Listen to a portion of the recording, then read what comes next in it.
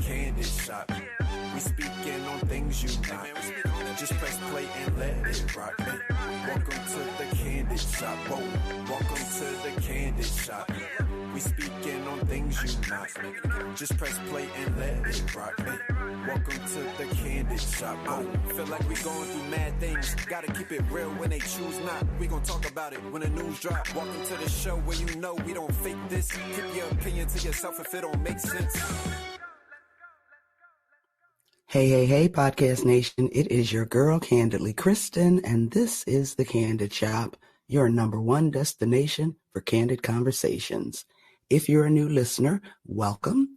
And if you're a returning listener, welcome back and thanks for your support. So today I'm sitting down with the creator of the Challenge Diabetes program and author of the diabetes book, What Everyone Should Know, Chet Galaska. Welcome, Chet, to the Candid Shop.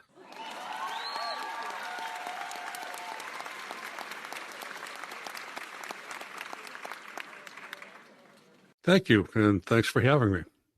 I'm so glad you're here. It's such an important topic. And so I'm a stats person. I love data.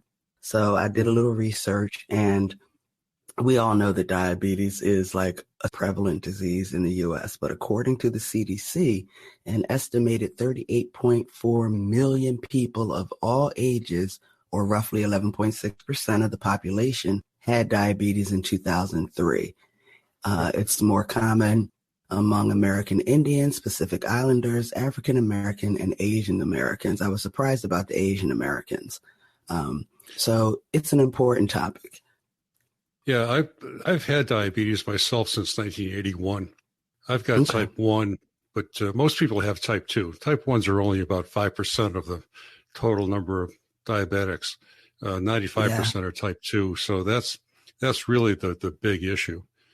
Yeah, the reason I'm doing this is that I came to realize how poorly most people understand diabetes, and much of what they believe about it is wrong. I won't bother explaining how I got to this point, but I discovered that I could explain type 1 because I had it for a long time. But then when I talked to people about type 2 and looked into the questions I was asked, I realized that I believed a lot of untrue things about type 2. And that's when I realized that our society has a real problem with misinformation about diabetes. So that's why I wrote the books. I developed the Challenge Diabetes program. I presented it to a lot of groups here in my local area with the participation of a lot of reputable places like the YMCA, the University of Massachusetts, Springfield College, Bay State Medical Center. And I found that it really helped people a lot. Well, I did this up until COVID. And when COVID happened, everything just blew up. So all of a sudden we couldn't meet in groups, and the medical people were all focused on COVID, and everything else was kind of put on the back shelf. But during that time, I became aware of podcasts. And I realized that I can reach a whole lot more people by doing podcasts than I ever could by doing small groups. So that's what I've been doing for the past year or so. Nice. Well, I'm certainly glad that you're here with me today. So I do have a question for you. What you mentioned misinformation. Can you speak to in your experiences and in what you do, what are some of the most common misconceptions that people have about diabetes and type 2 particularly? Sure. The biggest one is that being overweight causes diabetes. The fact is that if you look at the National Institutes of Health statistics, they tell you that about 70% of us are overweight, but only about 10% of us have diabetes. So what's up with that? Another thing is that there are a lot of thin people who exercise and watch their weight who become diabetic. So there's something more going on than just you're overweight. So that is a huge one, Kristin, and most everybody believes there's that connection. I know a lot of people who work to keep their weight down expressly because they don't want to become diabetic. But the fact is that both type 1 and type 2 start when a genetic predisposition encounters something in the environment that triggers it. Once you get that, then weight becomes a factor in managing your blood sugars, and what you eat becomes a big factor. But the thing is that people don't bring this on themselves. But because our society thinks you did it to yourself because you're overweight or because you ate too much sugar or you didn't exercise enough, there's a stigma out there because people really do think that diabetics are like heavy smokers who get lung cancer. You did all these bad things and you brought it on yourself. So there you go. But none of that stuff is justified. And it's really a crime because diabetes is not easy to deal with. It's hard. It's 24/7, 365. There's no medication that fixes it, despite what you may glean from television ads that seem to imply that there are no happier people than diabetics on the face of the earth. Right. It's amazing to me. That's so true. But I have looked at the medication inserts for every single medication that's out there. And every single one of them says that they're to be used in conjunction with diet and exercise. And even the ads that are out there today for Ozempic, if you pay attention and look at the disclaimers, the very first disclaimer that comes up in that ad is that it's got to be used in conjunction with diet and exercise. But people lose track of that. But the fact is, no matter what medication you take, if you're going to eat a lot of carbohydrates that turn into sugar or sugar itself, you're going to have trouble dealing with diabetes. You have got to watch what you eat. And you've also got to do a little exercise because, that helps control your blood sugars as well. Yeah. So, overall, what I'm trying to do, and this is my mantra, I'm trying to create a society, an informed society that respects diabetics who fight the disease and motivates those who don't to take it seriously. Because that's where we are. If diabetics got the same sort of respect that people who fight other serious diseases do, I think it would help a lot, rather than having people walk around feeling guilty about the fact that they have this disease. Right. In fact, one of the coolest things, Kristin, that happens when I do the courses is that usually somebody will come up to me afterwards and tell me that the best thing I told them was that they did not bring this on themselves. They tell me this, and you can see the guilt just drip off their faces because they've been carrying around this burden that they really thought that what they did because they were a little overweight is what caused their diabetes. And when I explained that it didn't, it's like, okay, now I feel so much better about myself.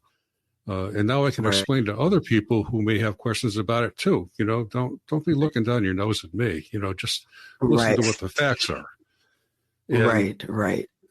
So that, the job here is to teach everybody, whether you've got diabetes or not, what the basic facts are and set the stage for people to deal with this more effectively. Yeah. So,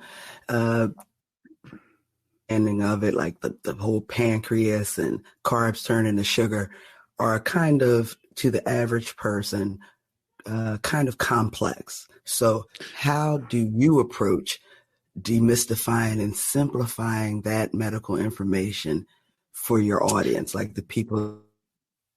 Yeah, what I do, first of all, is I explain how normal people's bodies operate, and I'll do that right now. Okay. With people who don't have diabetes, when they eat food, it gets digested into a sugar called glucose. The glucose winds up in the bloodstream where it gets carried all around the body. Your body cells need glucose for energy. And when that sugar is detected in the bloodstream by your pancreas, it produces a hormone called insulin. Insulin's job is to be a key that opens up the cell walls to allow the glucose to go from the blood into the cells.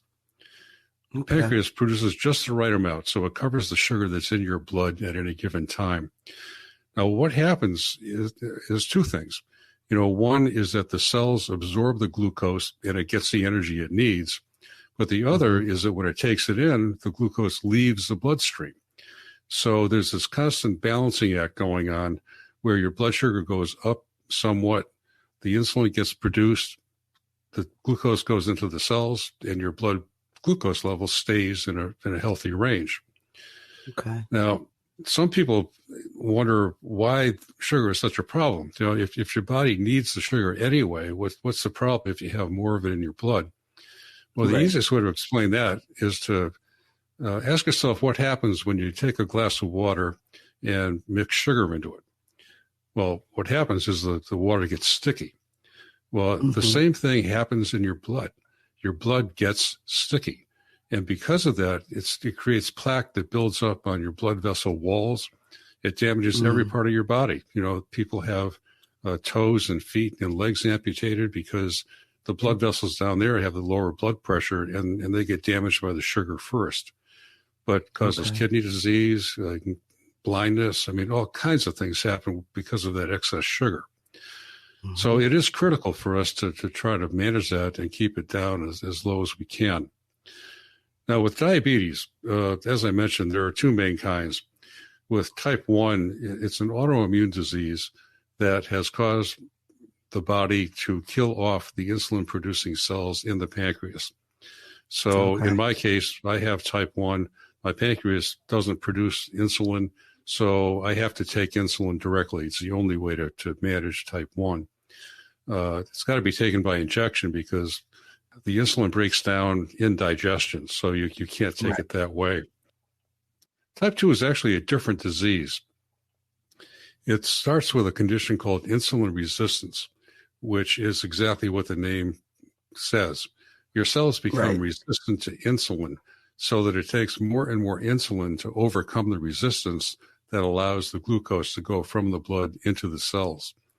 It gets progressively worse to the point where your pancreas has worked overtime and the cells start dying off in the pancreas so that it no longer can produce enough insulin to overcome the resistance. It's a tough situation because the insulin resistance is getting worse, which means that it needs more insulin. At the same time, your pancreas has lost its ability to produce as much. So you wind up with high blood sugars at that point. And that's when you really have to start managing it. Right. So let me ask you a question, because this is always like trying to, because both my brother and sister are both diabetic. My sister has to take insulin. My brother does not. So and I always thought my sister, because she had to take insulin, was type 1. And I recently learned, she said, no, I'm type 2. I said, oh, I thought that was the distinction. Type 1s have to take the insulin. Type 2s are diet and meds. So what's the difference between a type 2 that has to take insulin and one that doesn't? Well, I'll explain it, but what you just brought up, that's another piece of the misinformation that's out there about diabetes. A lot of people think what you thought. What happens is that people's pancreases have different capacities. If your pancreas still has a lot of capacity to produce insulin, there are oral drugs you can take that will do a variety of things. They might prompt the pancreas to produce even more insulin. Your liver produces sugar naturally. Most people don't realize that, but it does. It makes its own sugar, and it releases it when it thinks you need it. So that's something totally beyond your control. But there are medications that will inhibit the liver from producing and releasing that sugar. Others will slow down digestion. So they do a whole lot of different things. As long as you have the capacity left in your pancreas to produce enough insulin with that help, then you can stay on the oral medications. But the insulin resistance still gets progressively worse. When it gets to a point where you no longer have enough capacity for the drugs to work, that's when you take insulin. Because insulin will fix it. I mean, I've been alive for the last 40 some odd years because I take insulin. So that will work. A lot of people think that if they had to take insulin because they're type 2, then they've failed, but that's really not true, because by its nature, it gets worse. And the longer you have it, the more of a chance there is that you're going to need to take insulin. At some point. Okay. Now that makes sense to me. That is a huge piece of misinformation that's floating around in the general population about diabetes. So Chet, Talk to me a little bit about your Challenge Diabetes program and how it kind of differs from other diabetes management programs. Sure. It is different. What I do is take the basic facts about diabetes and I explain them to people. The things that we've already talked about, those are part of the program. A lot of people who have diabetes don't really know how the disease works. So with what I explained to you about how normal bodies operate and why diabetics have high blood glucose levels, it gives people a base of knowledge so that they at least understand what the medications are doing and what their role is in trying to manage food and exercise. And then I get into the nuts and bolts of managing food. You can read all kinds of books, and believe me, I have read a lot about diabetes, and it just gets so complicated, Kristin, that it's hard to wrap your head around it. It's kind of you get so much information, you're not even sure what actions you should take. So I simplify it. I've been doing these things for a long time, and it's really made to be more complicated than it needs to be. With diet, what you need to do is understand what foods are going to raise your blood sugar and which ones won't. The big factor is knowing what carbohydrates are. Here's another little known fact. 1 gram of carbohydrate, and carbohydrates are in things like bread or muffins or candy or whatever. 1 gram of carbohydrate digests into 1 gram of sugar. So it's 1 to 1. You may think that I'm eating bread, so I'm not eating sugar. In fact, you are, because, they say carbohydrate on the package and it'll tell you no sugar added. But the fact is that the carbohydrate itself is going to be sugar. So you have to look at that. But what makes it confusing is that many diets get into all kinds of different food choices and look out for this and watch out for that. The way I explain it is that the only foods you have to worry about are the ones that you're actually eating. And when you think about it, your diet is not all that complicated. For most of us, our breakfasts are pretty much the same every day. Lunches are pretty much the same. Dinners will vary more, but over the course of a month, we generally repeat the same things. So, the universe of foods that you have to be concerned about is really not that big. And what you can do is identify where the carbohydrates are coming from. And once you do that, you can cut down on the amount of that you're eating and replace it with things that are not going to raise your blood sugar. One great example was there was a woman who took the course, and she had high blood sugar all the time. She said no matter what she does, she can't seem to get it down. Well, it turned out that her husband worked the second shift. He liked to have supper when he came home after work, and she liked to eat with him. He liked pasta, so she was eating pasta every night and then going to bed. So number one, pasta is very high in carbohydrates. So when she's eating that, she's really boosting her blood sugar up. And then she's going to bed, which means she can't do the physical activity that might help to drop it a little bit. So I suggested to her that just for the next week, eat something other than pasta. Let your husband eat it, but, you just don't eat it for a week. Let's see what happens. So the next week she came in and said her blood sugars are down around 100. So in her case, the pasta was the low-hanging fruit. I mean, that was the thing that was causing her blood sugars to rise. So now she knows, but she also understands that carbohydrates come in lots of different forms. But what I suggest to people is what I do. When I have food, I look at my plate and I ask myself, where are the carbs? And, you identify them, and if you're going to be, doing some exercise, you can eat the carbs and the exercise will drop your blood sugar anyway. If you can plan ahead like that, you can eat those carbs. But as a general rule, you try to minimize the amount of carbs you're eating and fill up on other things. You can fill up on salad, for example, but other things, proteins like meats, fish, eggs, chicken, all of those high protein foods won't raise your blood sugar at all. So if you can fill up on chicken, and lower the amount of bread you're eating, well, that's the kind of trade-off you need to make. Yeah, I try to bring it down to a level like that where it's easy to understand. I also teach people how to identify carbs. There are a lot of ways to do it. You can look at a nutrition label.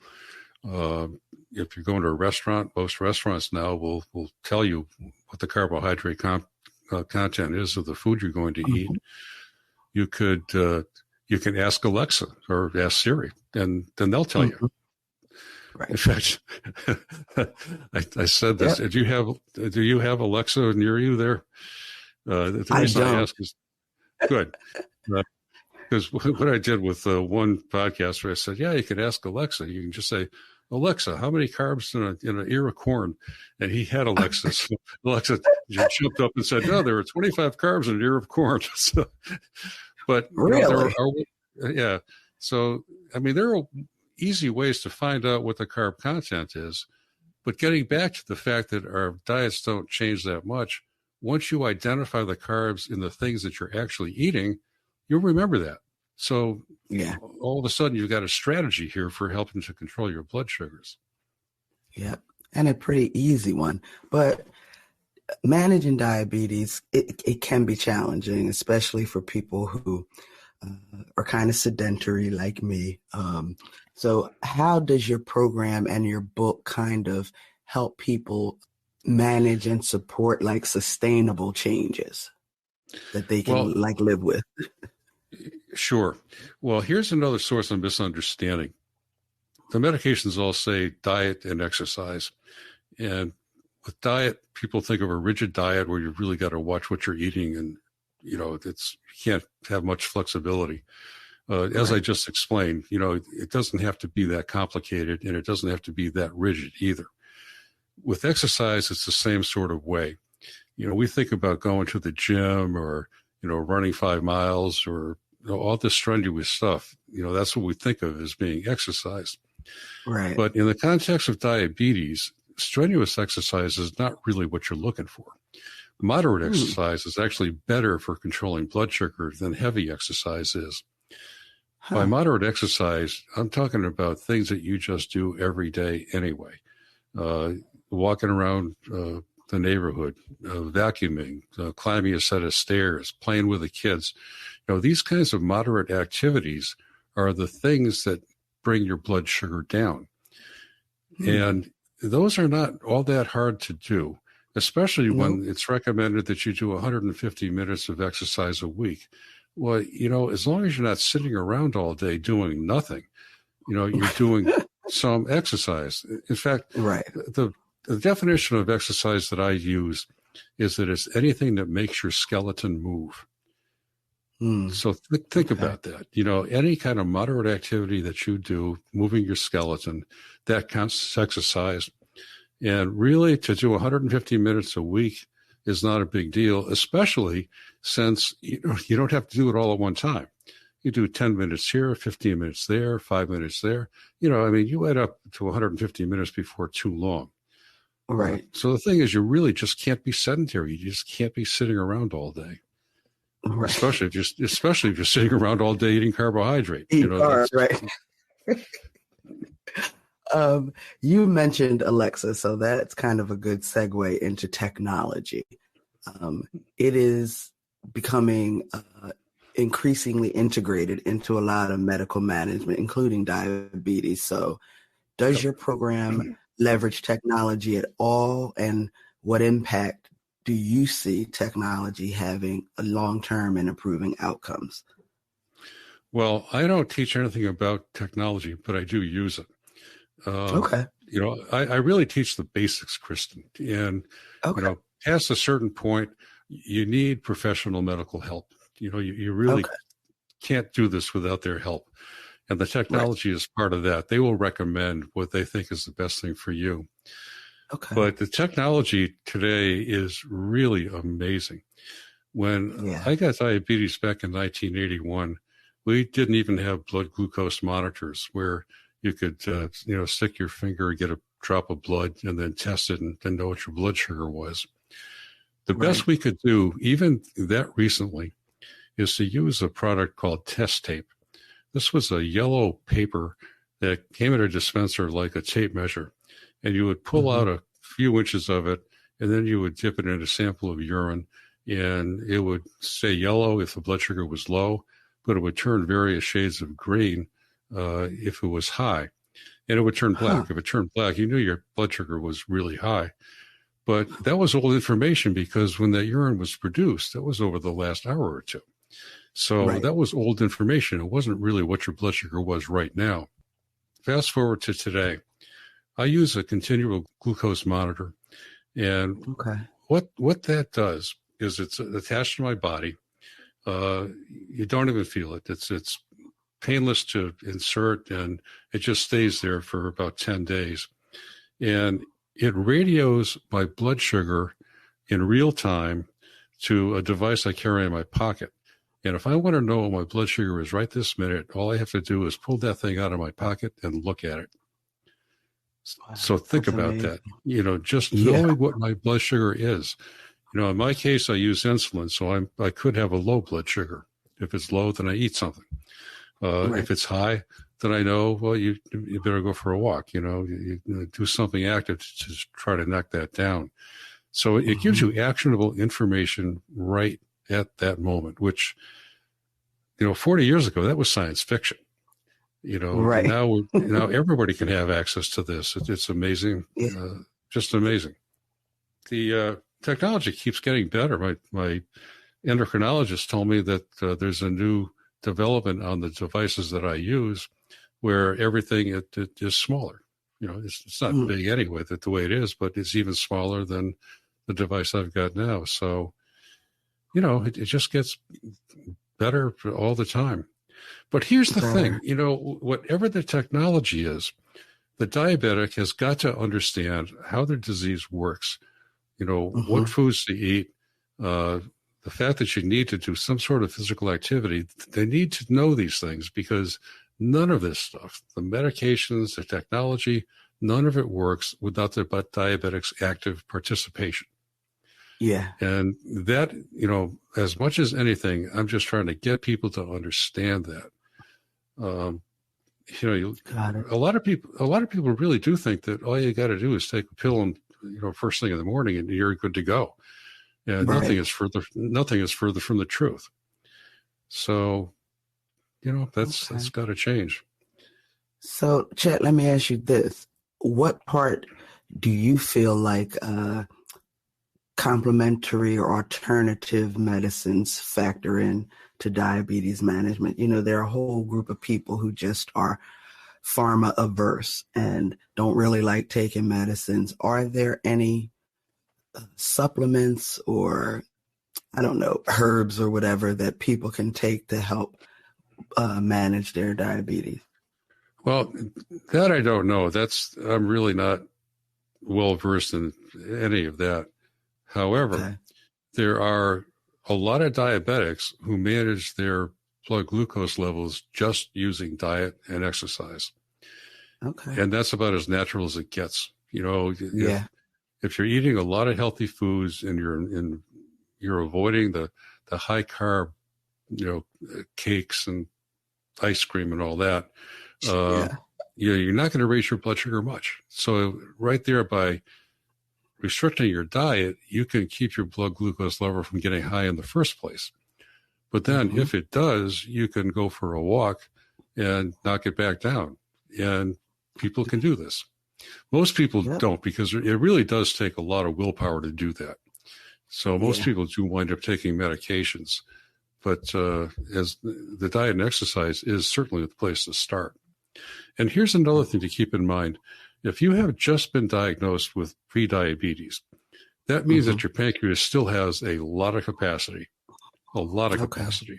So if you start watching your diet and exercise right off the bat, and you keep it up, you are going to avoid putting the kind of stress on your pancreas that it would get if you didn't do those things. So the chances of being able to avoid medication are much greater if you start early and stick with it. Yep, I agree. So tell me, when you wrote the book, what was your vision, your key message that you hope that readers would take away from it, and or participants, what was your hope that they would gain from the program? I wanted people to understand the basic facts. I don't get into the weeds with medications or anything like that because I'm not a medical person and I'm not qualified to talk about it. But Right. I do want them to know the things that you and I have talked about, how it works and the basics of what to do about it and why, and the fact that these things are doable. A lot of people don't even try to deal with their diabetes because they think it's too hard. And it certainly appears that way, but I try to simplify it enough that people realize that it isn't impossible. Right. I've had type 1 for, do the math, of 43 years so far, and I'm doing fine. Still, Right. I have to manage it 24/7, 365, but Right. I can do that along with millions of other people who do the same thing. So I want people to know that they can do it, but I also need them to know how dangerous this thing really is. There was one guy I talk about in the book, because in the book and in the class, I use real life stories to illustrate the points. There was a guy back in 1925 when insulin was discovered, and his younger brother had gotten diabetes before he did, and he died from it. His brother, I think, was 6 years old when he died. And this guy got diabetes, but luckily for him, insulin became available. So as a child, he started doing the injections, and he really restricted his diet. He was eating practically no carbs, and he was very active. Well, he survived, and he did very well. He became a college professor at the University of Washington. He was an engineer, worked on the space program, did all these tremendous things, had a family. And he lived to the age of 92. So here's a guy who had none of the technology that we have today that makes life so much easier, but he managed to survive his entire life by doing the basics of diet and exercise and taking the insulin he needed.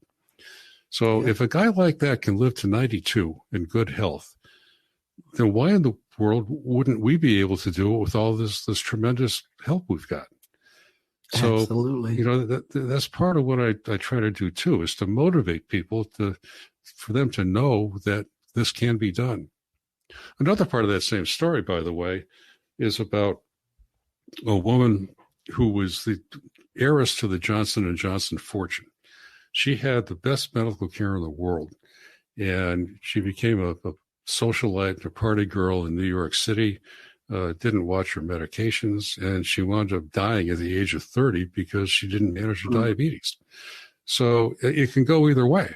If you're committed to managing it, you can live a long, healthy life. But if you're not going to do a thing about it, you are going to be in a world of trouble. Right. And keep in mind that untreated diabetes is a fatal disease. It used to be that in the old days, doctors would have people called water testers. And what they would do is taste the urine of patients. And if they detected sugar, then the doctor would just give up because he knew there was nothing he could do to help these people. They were just going to die. So that's the way the disease is. Yeah, serious stuff. Wow. It is. It really is serious stuff. And I know a lot of people don't take it seriously. My sister, just because they're my personal references for diabetes, her and my brother, she lost the toes on one of her feet. Yeah. Just because prior to that, she's been diabetic 30 plus years since she was pregnant with her second child. And she hasn't always been that compliant. You know what I mean? And I think that really kind of shook her up and woke her up. She had a heart attack. She had a mild stroke. And now she's like really fastidious about, watching what she eats and all that stuff. And hopefully that will, lengthen her life. But it could have, she could have kept her toes. Well, yeah, it's what I was saying before about the sugar in the water. That's what your body's been dealing with, and now that she's getting better at it, it certainly is going to help. It's certainly going to help. Yeah, it's just too big, But Kristin, that's the kind of tragedy that I see. If people just understood early on what they were up against and started doing the right things, right away, they would avoid that. Your sister could have avoided it probably if she started right when she was diagnosed. But they don't understand. And really, that's what I'm trying to do. I'm trying to get people to understand and to get non-diabetic people around them to also understand. Yes. People need support. By the way, when I talk about avoiding carbs, you don't have to avoid every carb all the time. Well, we all like foods that are high carbohydrate, obviously. They taste great, right? I mean, we all like pasta. We like ice cream. I do too. And I eat those things sometimes too. The thing to understand is that temporary high blood sugars are not what do the damage. What does the damage is average high blood sugars. So if your blood sugars are running really high all of the time, you're in trouble. But if you have a spike once in a while because you fell off the wagon, you felt like having that ice cream sundae, you let it spike and enjoyed the sundae, and then got your blood sugar back down, and then went back to your regular diet. That's fine. That's not going to kill you. I've had people freak out because their blood sugar got high, at one point, and I tell them that's really not what's going to cause you the damage. As long as you get back in control, you should be fine. In fact, there's the key test for determining your control. It's called the hemoglobin A1C. It's referred to as the A1C for the most part. And what that does is it tells you what your average blood sugar has been for the previous 2 to 3 months. And that's the critical factor. It's not like doing a finger stick that says, gee, my blood sugar is high right now. I'm going to die. It's the long-term average that is critical. And whatever you're doing, if you're keeping your A1C low, then you're in pretty good shape. So if you're diabetic, that is the key thing you need to know. And if you're diabetic, your doctor will automatically be doing that A1C.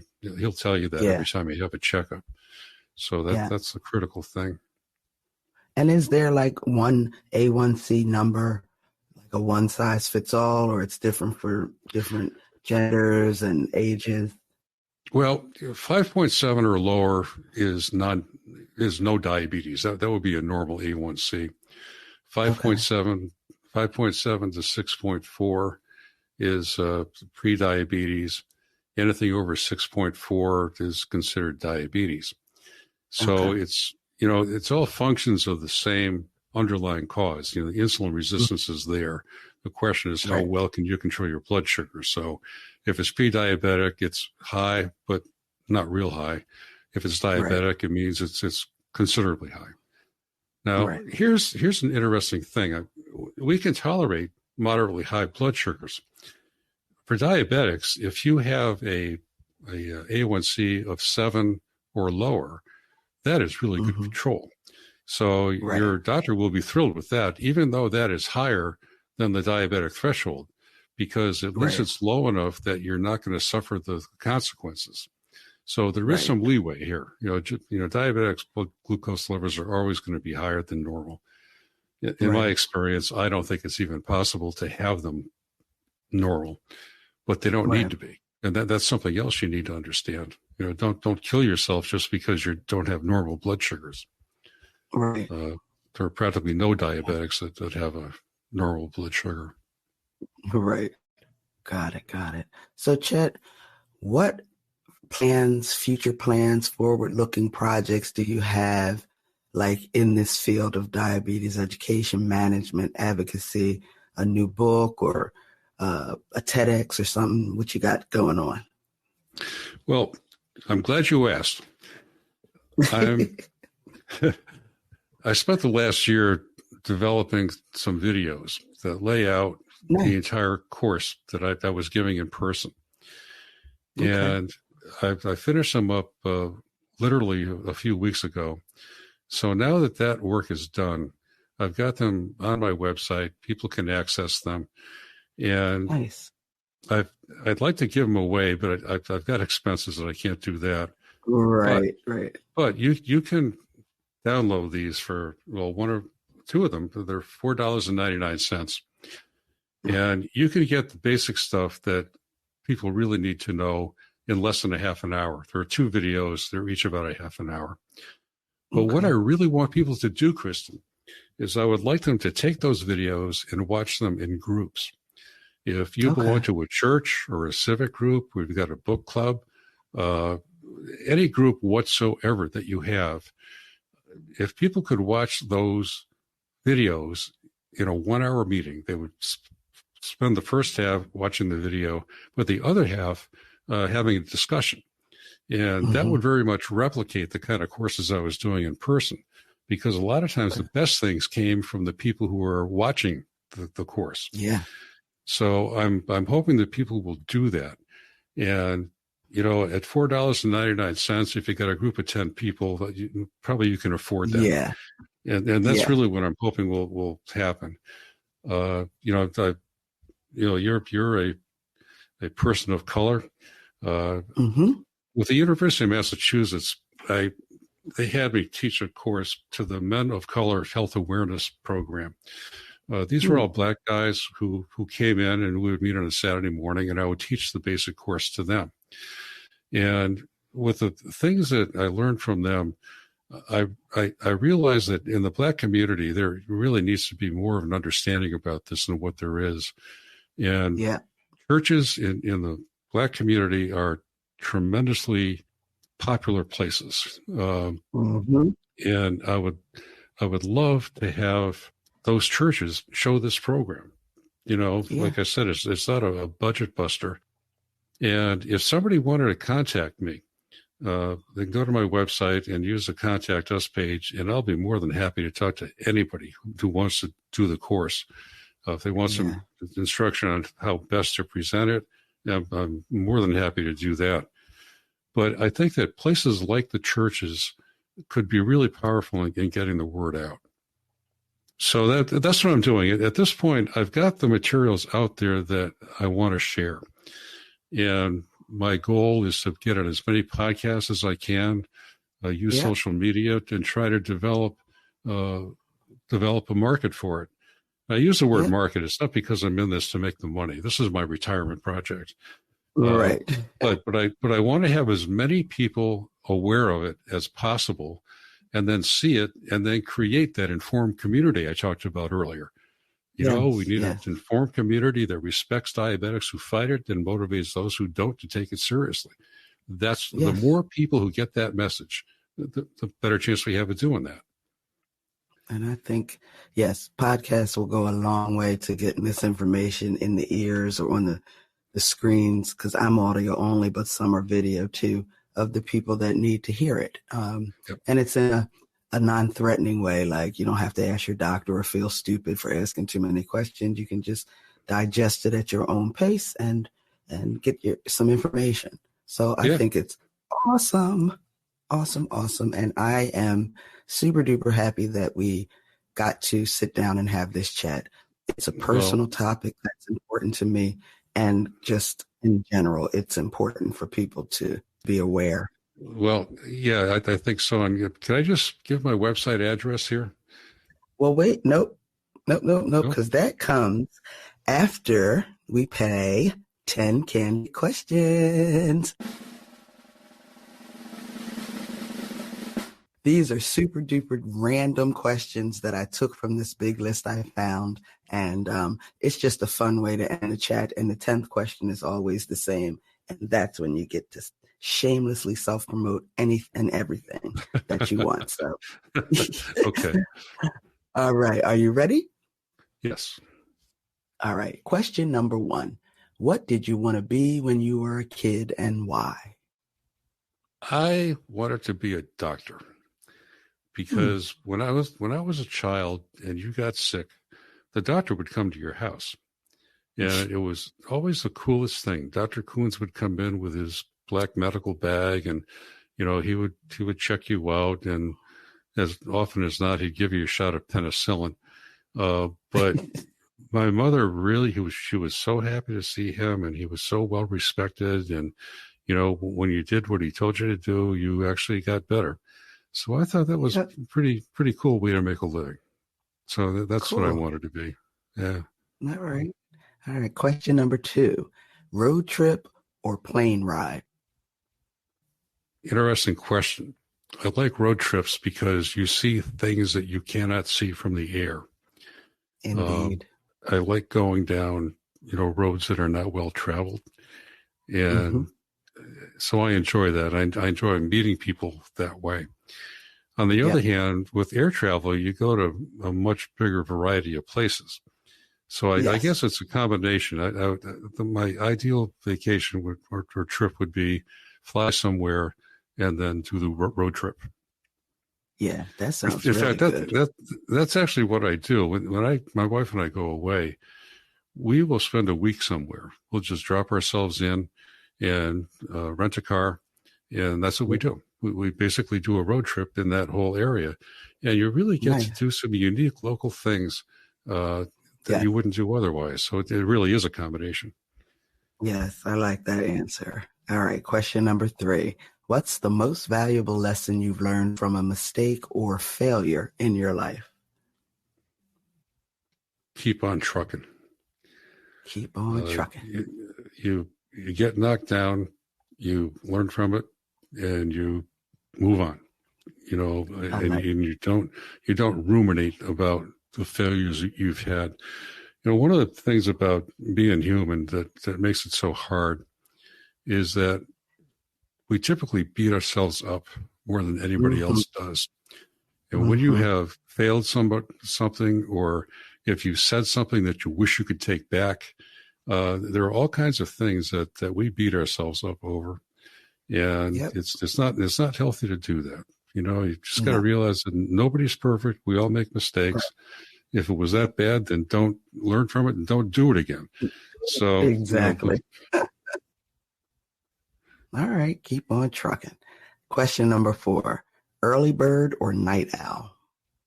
Night owl, absolutely. I'll tell you this: on the local radio, they had an ad for a while, and they had this female voice come on, and it was a raspy voice, like she was a heavy smoker who had just rolled out of bed, and then she says, "Someday I hope to be a morning person." Well, I can relate to that. I hear you. I'm not an early bird. No. Question number 5: if you could have one superpower, which one would it be? I don't know. It's a funny thing. You might think you'd like to have X-ray vision, or you'd like to be able to have telepathy, where you understand what other people are thinking. But I think about with those, I definitely would not want those, because I really don't want to know that stuff. It would cause more harm than good. So I would pick something usable, like maybe super strength. That's something you can do a lot of good work with, and it's simple. Okay, I like that. Everybody says invisibility. Well, not everybody, but probably 8 times out of 10, like invisibility or I want to be able to fly. Those are the 2 big ones that I get. Oh, that's good. Yeah, I would like to fly. Matter of fact, before I got diabetes, I got a pilot's license, so I actually have flown. I really enjoy that. But with the diabetes, you couldn't pass the medical anymore, so you couldn't fly. Oh, that sucks. All right. Question number 6: sunrises or sunsets? Sunrises are motivational. Sunsets are prettier. I think sunsets. I like the way you put that. That is absolutely correct. Yes. All right. Question number 7: what's one thing you believe everyone should experience in their lifetime? Joy. Sheer joy. Yes. I like that. All right. Question number 8: phone calls or text messages? I like text. Me too. Yeah, I just find that telephone calls, you want to get a simple message across, but it takes so much time to, interrupt the other person. Then you have to small talk and all the rest of it. It's just more efficient. Yep.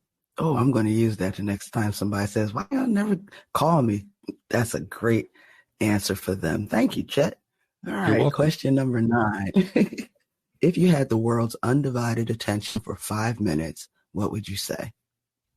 I would say learn about diabetes and support anybody you know who has it. And if you have it yourself, learn how to take care of it and do it. I was hoping you would say that. So that's a great answer. And last question, which is the same for all my guests. How can my listeners connect with you to get your book, sign up for the Challenge Diabetes program? Oh, great. So we do the shameless promotion here. My website is challengediabetes.us. It's not .com, it's .us, because this is about all of us.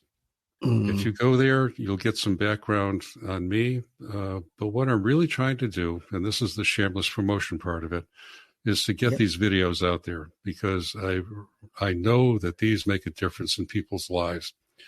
And if we can do that, I'll be extremely gratified. And I think everybody else will be happy to have the information and have a better handle on what's going on. challengediabetes.us. All right. Well, Chet, thank you, number one, for writing this book, for developing this program, for doing the videos, for being an advocate for diabetes awareness and supporting people that have it and the people that love people that have it.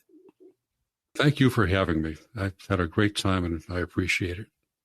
No problem. So listen, guys, Chet's contact info, a link to his website, links to his books, all of that will be in the show notes in case you weren't writing it down. And I'm going to ask you to please don't forget to visit my website at www.thekandidshop.com. That's Kandid with a K. And listen to a few episodes. Leave me a review. Follow me on all social at The Kandid Shop Podcast. Again, Kandid with a K. Share the show with your friends, family, coworkers, neighbors, strangers, whoever. And until next time, I want all of you to keep it safe, keep it healthy, and keep it candid.